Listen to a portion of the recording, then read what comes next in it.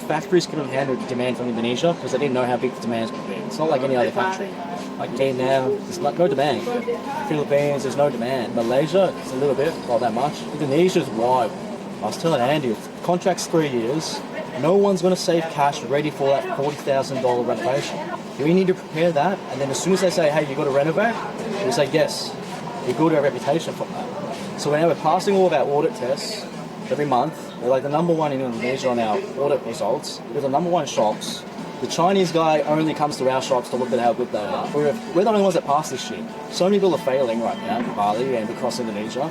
There's like 3 stores every week failing, which we can take over. So they fail that audit, and then is it like 1 or 2 audits they fail, and then they're out? And there's a really tough audit to renew your contract. No one's passing that audit. That last final audit. Then, once they do pass that, they need to renovate. No one has the cash to renovate. Because they went too hard. Too hard at the beginning. They spent all their cash on lifestyle and shit. So it's like, it feels like 25% of the boys can't pass the audit. If they do, half of those boys don't have the cash. So I told him, if I'm head office, go fast, break things, take over market share, that's what we need.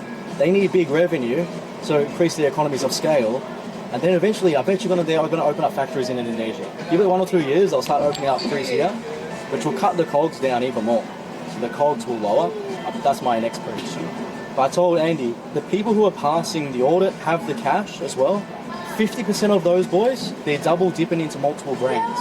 They're dipping into the Momoyo, they're dipping into the Mixue, they're dipping into the Tian Lala, all of these brands. I bet you head office is going to do background checks, check all of their company structures, and then they're going to see if you're invested into something else as well, you're going to cancel the contract. Because they forgot to put the non-PA. It's conflict of interest. They actually need to have a non-compete on them. And then we just got the news yesterday that they're starting to do the background checks right now. That's fucking. So it feels like, I'm like, bro, 75% of boys can't get past this shit. The funnel of leads is going to be insane. So we're just going to have the best pick bunch. Best picks. Yeah. And there's a world where not all of them open back up.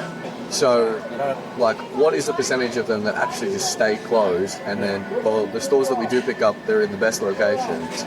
Our average sales increases by 20, 30, 40%.